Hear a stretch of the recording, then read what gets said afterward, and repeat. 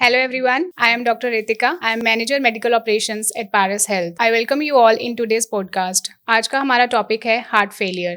Since we have seen increased number of cases of heart failure in children, in women, in men, आज हम heart expertise से जानेंगे कि क्या reason है, क्या कॉजेज़ हैं, कैसे हम इससे बच सकते हैं और क्या अर्ली साइंस एंड सिम्टम्स रहते हैं. So I welcome you all and I welcome आज के हमारे जो गेस्ट हैं major general doctor Naveen Agarwal. Sir is a director cardiology at Paras health Panchkula. He is having more than 25 years of experience and his expertise is complex coronary interventions, structural heart interventions, including TAVI. In fact, sir has done the maximum number of TAVI in North India. So sir, we welcome you today and we would like to ask you some questions so that हमारे दर्शकों को पता लग सके कि हम इस disease से कैसे बच सकते हैं और क्या ये क्योरेबल है या नहीं. जी, thank you very much doctor Ritika for calling me over for this very very important topic of heart failure. मैं सबसे पहले तो ये बताऊं कि लोगों के मन में ये क्लियर नहीं है कि हार्ट फेलियर, हार्ट अटैक और कार्डियक अरेस्ट ये क्या एक है या अलग अलग चीजें हैं. तो मैं ये थोड़ा सा समझाना चाहूंगा पहले. हार्ट अटैक जो होता है वो बेसिकली दिल की जो नाड़ी है उसमें अगर अचानक खून की सप्लाई बंद हो जाए तो वो दिल का एक हार्ट का जो हिस्सा है वो डेड हो जाता है. वो उसको हम हार्ट अटैक कहते हैं. वो generally it's a sudden thing, it's an abrupt thing.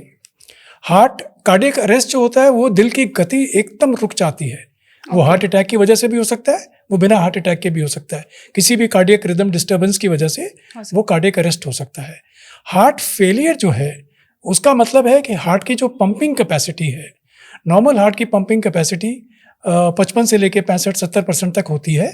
अगर वो पंपिंग कैपेसिटी किसी भी वजह से, हम वजह पे बाद में आएंगे, उसकी वजह से अगर वो पंपिंग कैपेसिटी कम हो जाती है, जाहिर है कि हार्ट जितना बॉडी को ब्लड चाहिए उतना वो पंप नहीं कर पाता है और उस कंडीशन को हम हार्ट फेलियर कहते हैं. तो heart failure generally speaking is a slowly progressive chronic disorder. और ये चीज़ है कि हार्ट अटैक की वजह से हार्ट फेलियर हो सकता है, क्योंकि जब हार्ट अटैक हुआ तो नेचुरली हार्ट का एक मसल अगर डेड हो गया तो हार्ट की पंपिंग कैपेसिटी अपने आप कम हो जाती है. लेकिन हार्ट अटैक बिना हार्ट फेलियर के भी हो सकता है और हार्ट फेलियर बिना हार्ट अटैक के भी हो सकता है. तो ये दोनों चीज़ें जुड़ी हुई हैं लेकिन एक जैसी नहीं है. And they are not necessary कि जिसको हार्ट अटैक होगा उसको हार्ट फेलियर ही होगा या जिसको हार्ट फेलियर होगा उसको हार्ट अटैक ज़रूरी है.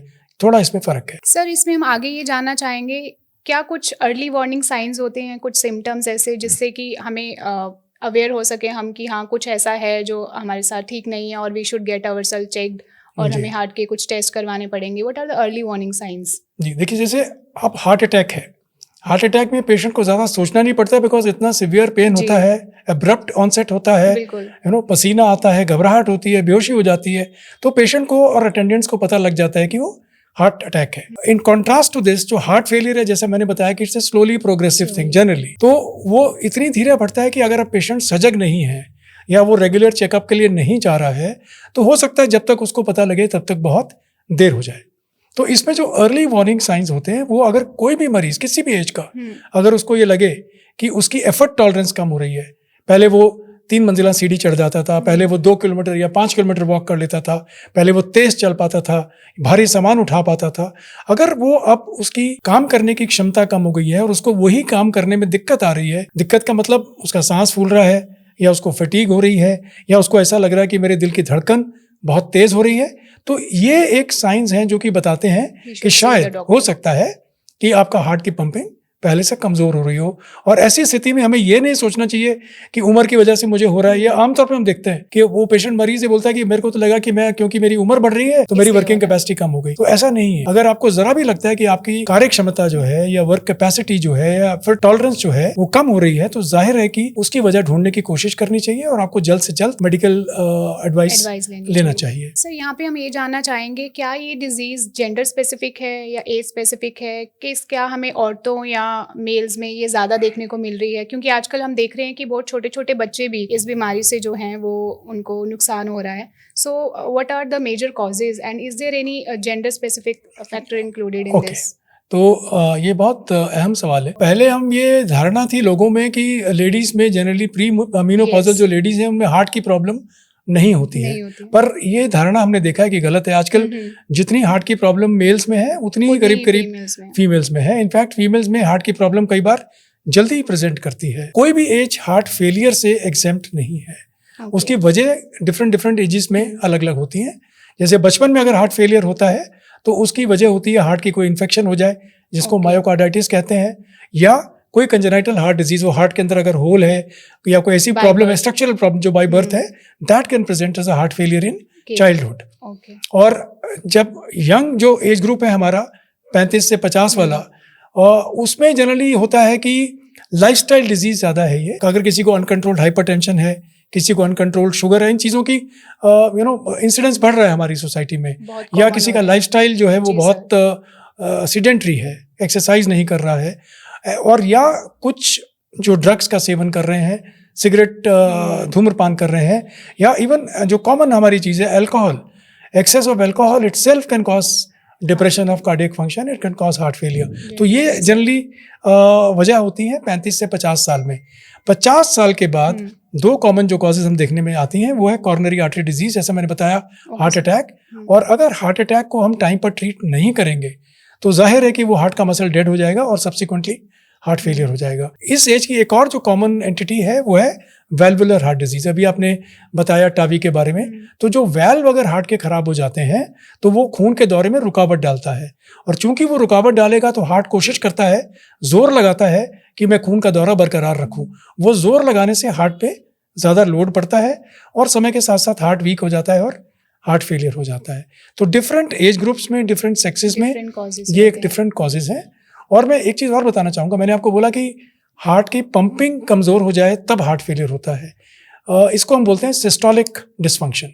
हार्ट की पंपिंग कैपेसिटी जो है वो कम हो गई। हमने ऑफ लेट ये जाना है कि हार्ट फेलियर नॉर्मल पंपिंग वालों को भी हो जाता है। तो आप ये पूछेंगे वो कैसे हो सकता है? तो हार्ट के अंदर एक डायस्टोलिक फंक्शन होता है। पहले हार्ट एक्सपैंड करता है ताकि उसमें ब्लड भरे, और फिर वो कॉन्ट्रैक्ट करता है कि वो ब्लड को आगे बॉडी को दे। तो अगर वो कॉन्ट्रैक्ट नहीं कर रहा तो सिस्टोलिक हार्ट फेलियर है। अगर वो एक्सपैंड नहीं कर पा रहा है किसी वजह से, क्योंकि हार्ट के अंदर ब्लड फेफड़ों से आता है, अगर हार्ट एक्सपैंड ही नहीं करेगा तो फेफड़ों का ब्लड फेफड़ों में रुक के रह जाएगा।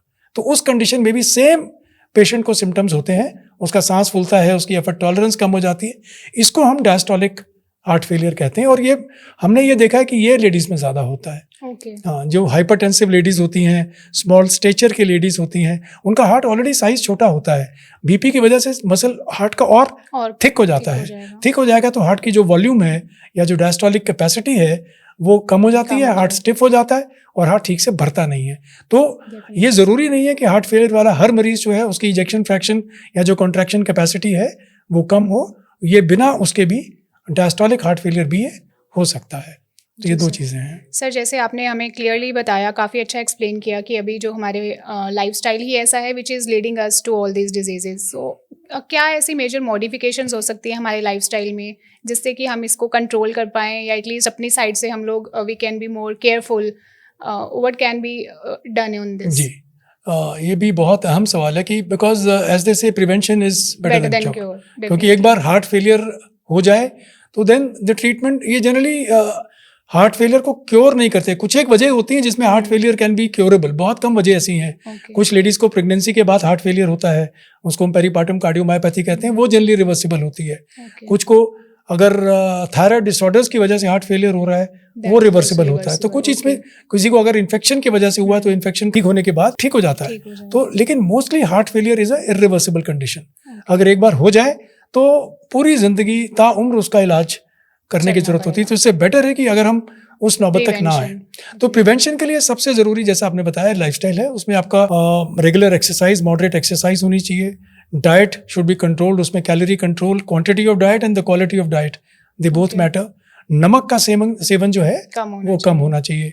सिमिलरली अगर आप बीपी के मरीज हैं तो आपका ब्लड प्रेशर रेगुलरली आपको बड़ा रिगरसली चेक करके उसको कंट्रोल करना है। अगर आप डायबिटीज़ के पेशेंट हैं तो आपको अपनी शुगर लेवल्स चेक में रखनी है।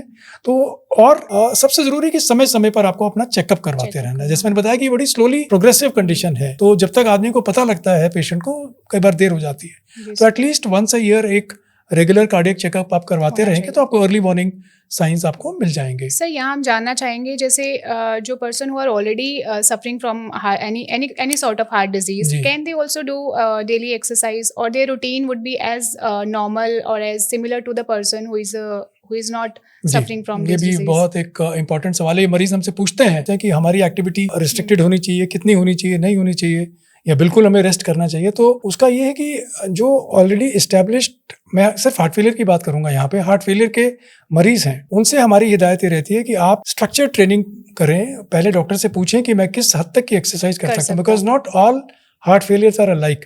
किसी का हार्ट फेलियर की एक्सटेंट Yes, ज्यादा है, किसी की कम है। absolutely. तो जो broad rule of the thumb होता है वो हम ये बताते हैं कि आप कोई भी एक्टिविटी इस गति से या इतनी जोर से ना करें कि आपको लगे कि मैं बहुत जल्दी थक रहा हूँ या मेरा बहुत ज्यादा सांस फूल रहा है या फटीग हो रहा है। उस हद तक आप नहीं जाएं। Vigorous exercise. विगरस एक्सरसाइज मत करें और सडन स्पर्ट ऑफ एक्सरसाइज मत करें। आप स्लोली ग्रेजुअली एक्सरसाइज, उसको हम बोलते हैं कि start low and go slow. Go slow. अगर आपने वॉकिंग शुरू करनी है तो आप पहले 500 मीटर चलें, फिर 1000 मीटर चलें, फिर ऐसे धीरे धीरे बढ़ाएं। और गति भी आप अपने अपने हिसाब से रखिए। किसी के साथ आपको कंपटीशन नहीं करना है, किसी के साथ आपको कंपैरिजन नहीं करना है। तो वो एक बहुत ज़रूरी बात है। और ये भी बहुत ज़रूरी है कि हार्ट फेलियर का मरीज़ ये ना सोचें कि अब मैं हार्ट का मरीज़ हो गया हूँ तो मैं बिल्कुल, मेरे लिए सारी एक्टिविटीज़ बैंड हैं। बल्कि हमने ये देखा है कि जो लोग रेगुलर मॉडरेट एक्सरसाइज करते हैं उनकी लॉन्जेविटी, उनका लाइफ स्पैन ज़्यादा है। तो एक्सरसाइज ज़रूरी है, लेकिन एक लिमिट के अंदर and under the directions and care of your treating physician. जी सर। तो वो ये बहुत ज़रूरी है। और दूसरा जो ज़रूरी है, एक एस्पेक्ट मैं यहाँ बताना चाहूँगा, वो है हार्ट फेलियर के मरीज़ की डाइट। उसमें अलावा इसके कि जो दवाइयाँ हम उनको देते हैं, और आजकल हमारे पास बड़ी बड़ी पोटेंट दवाइयाँ, उसके बारे में बात करेंगे। तो दवाइयाँ समय से खाने के साथ साथ जो खाना है वो आपने नियमित रूप से खाना है। लार्ज मील नहीं करना है, छोटे छोटे आप 4-5 मील कर सकते हैं, डिवाइड इनटू स्मॉलर पोर्शंस, है ना। नमक आप, हम बोलते हैं कि सेवन कम से कम हो। और पानी के सेवन पे जनरली हम रिस्ट्रिक्शन लगाते हैं कि मरीज कोई भी जो हार्ट फेलियर का, जिसको हो चुका हार्ट फेलियर, वो 1.5 litre, 1.25 litre, 1.5 litre, maximum 2 litre तक ही दिन में पूरी लिक्विड इनटेक करे। तो अगर और एडिक्वेट रेस्ट, हम जनरली ये कहते हैं कि लंच के बाद थोड़ा सिएस्ता करें, थोड़ा आराम करें। स्लीप आवर्स आपके पूरे रखें, कम से कम 8 से 10 घंटे की स्लीप लें, बिकॉज स्लीप के दौरान भी बॉडी अपने आप को हील करती है। तो अगर ये एक रेगुलर सुपरवाइज्ड लाइफस्टाइल आप रखता है कोई भी मरीज, तो वो लगभग नॉर्मल लाइफ लीड कर सकता है। इसमें कोई दो राय नहीं है। थैंक यू डॉक्टर नवीन। आपने हमें आज बताया कि हार्ट फेलियर होता क्या है, इसके क्या क्या कॉजेज हैं, कैसे हम इसको प्रिवेंट कर सकते हैं, what modifications we need to have in our diet also. अब सर हमें ये जानना चाहेंगे कि इसका ट्रीटमेंट क्या है। हार्ट फेलियर, जैसा मैंने बताया कि अनफॉर्चुनेटली एक ऐसी बीमारी है जो ज्यादातर केसेस में it's a chronic condition. It is like diabetes और हाइपरटेंशन, जिसको हम क्योर नहीं कर सकते लेकिन हम कंट्रोल कर सकते हैं। तो जहाँ तक इसके ट्रीटमेंट का सवाल है, आजकल हमारे पास 5 से 6 किस्म की ऐसी दवाइयाँ हैं जो हम हर मरीज़ में देते हैं। और वो दवाइयाँ अगर रेगुलर मरीज़ खाए तो उसको करीब 70 से 80% उसके सिम्टम्स में कंट्रोल आ सकता है। और ये बात मैं मानता हूँ कि हार्ट के मरीज़ को बहुत सारी दवाइयाँ हो जाती हैं। बहुत से मरीज़ कंप्लेंट करते हैं कि हमें इतनी दवाइयाँ हो गई, तो लेकिन इसके अलावा कोई चारा भी नहीं है। और मेरा एक ये हिदायत है उन लोगों के लिए जो हार्ट फेलियर पेशेंट के केयर गिवर्स हैं। जो ओल्ड एज के मरीज हैं, नेचुरली उनकी कॉग्निटिव इम्पेयरमेंट होती है, उनको इतना समझ में नहीं आता है, तो ये वो कई बार अंडर डोजिंग हो जाती है, कई बार ओवर डोजिंग हो जाती है।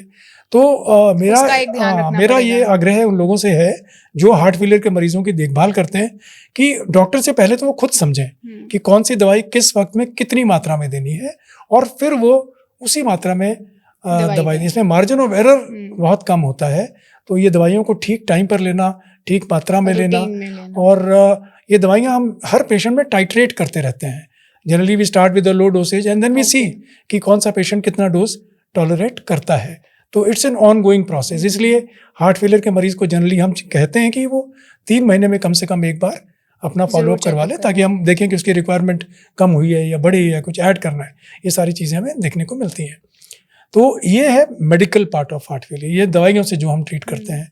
आजकल टेक्नोलॉजी में बहुत एडवांसेस आ गए हैं, और जैसे मैंने बताया कि अगर वैल्व की वजह से हार्ट फेलियर हो रहा है तो आजकल हम पाँव के रास्ते से वैल्व चेंज करते हैं बिना चीर-फाड़ किए, जिसको हम टाबी कहते हैं।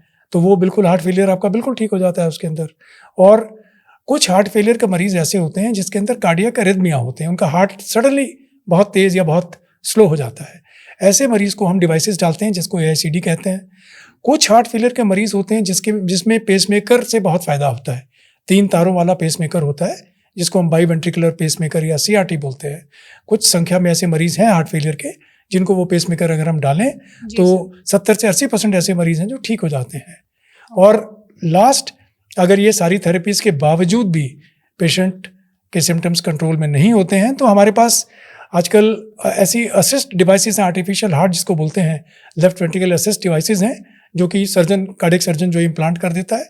और ऑफ कोर्स लास्ट हमारा जो ऑल्टरनेटिव है वो है कार्डियक ट्रांसप्लांट। तो अगर यंग मरीज में किसी में हार्ट फेलियर है और वो ठीक नहीं हो रहा है तो कार्डियक ट्रांसप्लांट के बारे में ज़रूर उसको डिस्कस करना चाहिए अपने डॉक्टर के साथ, और ये ऑप्शन एक्सरसाइज करनी चाहिए, because then that can transform your life. तो ये बड़ा ज़रूरी है। और untreated heart failure is a very very dangerous condition, and in fact it is so bad जैसे कि within 5 years almost half the patient may not survive. So heart failure should not be taken lightly at all. तो इसको ज़रूर आप तवज्जो दें, और जिसको हार्ट फेलियर है वो रेगुलर चेकअप, रेगुलर लाइफस्टाइल जो मैंने बताया वो सारी चीज़ें एहतियात करते हैं उसके ऊपर। सर, इसी की कंटिन्यूशन में हम ये जानना चाहेंगे, are there any advances in the diagnosis part also? क्या हम अब उसको कैसे हम जी हाँ, तो जहाँ तक देखिए डायग्नोसिस का सवाल है तो मैंने बताया कि सबसे पहले मरीज अपने सिम्टम्स लेकर के आता है, फिर हम उस पर बेसिक टेस्ट करते हैं जिसमें ECG होता है, इको टेस्ट आजकल हर जगह अवेलेबल है। इको से हमें पता लग जाता है कि हार्ट के वेल्व्स कैसे हैं, हार्ट की फंक्शनिंग कितनी है, और जैसे मैंने बताया कि हार्ट अगर स्टिफ हो उसको डायस्टोलिक हार्ट फेलियर बोलते हैं। ये सारी चीज़ें हमें इको से पता लग जाती हैं। एक्सरे से भी हम कार्डियक साइज पता कर लेते हैं, अगर लंग में पानी भर रहा है तो एक्सरे से पता लग जाता है। और आजकल एक ब्लड टेस्ट है, उसको बोलते हैं NT-proBNP। वो एक सिंपल ब्लड टेस्ट है but it tells you the degree of heart failure. तो अगर एक हार्ट फेलियर का मरीज हमारे पास ट्रीटमेंट फॉलो कर रहा है तो हम सीरियल NT-proBNP कर सकते हैं। अगर वो बढ़ रहा है तो उसका मतलब है उसका heart failure control is not adequate, तो उसकी दवाइयों को हमें टाइट्रेट करना पड़ेगा। मरीज अपनी तरफ से ये देखे जो भी हार्ट फेलियर का है, एक बड़ा सिंपल मैं तरीका आपको बताता हूँ, उसको अपना वेट रिकॉर्ड करना चाहिए। और अगर मरीज का वेट आधा किलो से ज़्यादा बढ़ रहा है तो इसका मतलब ये कि उसके अंदर बॉडी के अंदर पानी जमा हो रहा है हार्ट फेलियर की वजह से। So that can be the earliest warning कि उसके हार्ट फेलियर की ट्रीटमेंट जो है सब ऑप्टिमल है या उसकी दवाइयों की रिक्वायरमेंट अब बढ़ने वाली है। तो ये सब चीज़ें करें, उन सब चीज़ों से आपको हार्ट फेलियर की प्रोग्रेस और प्रेजेंट कंडीशन क्या है वो पता लग जाती है। Thank you so much sir, हमें इतना डिटेल में बताने के लिए। इसी को जारी रखते हुए हम ये जानना चाहेंगे, ये मेरा पर्सनल क्वेश्चन भी है, आजकल सोसाइटी में काफ़ी मिथ है कि जो हम नॉर्मल वैक्सीनेशंस लेते हैं, जैसे कोविड वैक्सीनेशंस भी आई थी या otherwise also, these can also lead to any heart failure और हार्ट रिलेटेड डिजीजेज। हाँ, ये बड़ा कॉमन मिथ रहा है, और कोविड-19 के बाद ये बहुत ज़्यादा बात फैली कि कोविड-19 की वैक्सीन शायद बहुत हानिकारक है। But apart from the fact कि रिसर्च हुई इस वैक्सीन के ऊपर पहले, बट प्रैक्टिकल हमारा जो ग्राउंड एक्सपीरियंस है, इतने साल हो गए अब तो कोविड की वैक्सीन को लिए हुए लोगों को, हमने ऐसा कोई स्पाइक नहीं देखा हार्ट फेलियर के अंदर। There is no relationship at all. कोई की जिनको कोविड वैक्सीन लगी है, जिन्होंने बूस्टर ले लिया है, उनको अर्ली हार्ट फेलियर हो गया, ऐसा सिग्नल हमारी प्रैक्टिस में किसी भी कार्डियोलॉजिस्ट से हमने बातें की, ऐसा कहीं स्पाइक हमें देखने को नहीं मिला। इनफैक्ट वैक्सीन की जहाँ बात कर रहे हैं तो एक बात मैं बताना चाहूँगा कि हार्ट फेलियर का मरीज को निमोनिया होने के चांसेस ज़्यादा होते हैं, बिकॉज उनके लंग्स में पानी ज़्यादा है नेचुरली, जैसे मैंने बताया। तो ऐसे मरीजों को न्यूमोकॉकल वैक्सीन एक आती है, तो वो जिंदगी में एक बार लेनी पड़ती है, वो लेनी चाहिए, वो ज़रूर लेनी चाहिए। और जो इन्फ्लुएंजा वैक्सीन होती है, जो हर साल स्ट्रेन चेंज होता है उसका, वो वैक्सीन भी हर साल लगवानी चाहिए, बिकॉज हार्ट फेलियर का मरीज को अगर निमोनिया हो जाए that can be a very very troublesome condition. तो ये वैक्सीन, बल्कि वैक्सीन जैसा आपने पूछा, ये वैक्सीन बेनिफिशियल है हार्ट के लिए, and they are a must, and all doctors should also encourage their patients to go for these vaccinations because they can go a long way in preventing the complications of heart failure. Thank you so much sir. इसीलिए बोलते हैं अपनी कोई भी राय बना लेने से पहले हमें एक एक्सपर्टीज़ की राय ज़रूर लेनी चाहिए। This was an absolutely reversal to what we were thinking before. Even I was also thinking that ये वैक्सीनेशंस जो हैं सर, इनसे कहीं ना कहीं हार्ट डिजीज़ होगा, और सोसाइटी में भी ये मिथ है। Thank you so much sir, thank you so much, आपने अपना कीमती टाइम निकाला और हम सबको इतनी ज़्यादा इस बारे में आपने इनलाइटन किया इस टॉपिक के ऊपर। कुछ last sir, any last advice और words for all of us जिससे हम जी, मैं एडवाइस और मेरे ये वर्ड्स डायरेक्टेड हैं उन हार्ट फेलियर के लिए, पेशेंट्स के लिए जिनको हार्ट फेलियर है। हमने देखा है ये कि कुछ मरीज अपना कॉन्फिडेंस खो बैठते हैं, सेल्फ कॉन्फिडेंस उनका खत्म हो जाता है, उनको लगता है कि ऐसी बीमारी है मैं जिससे ठीक नहीं हो पाऊंगा। तो please have confidence, please remain positive, be optimistic, और आप मिल करके, मरीज और डॉक्टर मिल करके इस बीमारी का सामना सक्सेसफुली कर सकते हैं। दिल हार्ट फेलियर में हार्ट हारने की जरूरत नहीं है। Together we can win. That's great sir, thank you so much. Thank you so much audience also for watching us. जैसे कि सर ने हमें बताया, घबराने की ज़रूरत नहीं है, दिल छोटा करने की ज़रूरत नहीं है, डॉक्टर और मरीज़ मिल के इस बीमारी से लड़ेंगे। If you also feeling any sort of such science जो सर ने अभी एक्सप्लेन किए हैं, या आप अपने हार्ट को चेकअप करवाना चाहते हैं, you can always visit us at Paras hospital Panchkula. Thank you.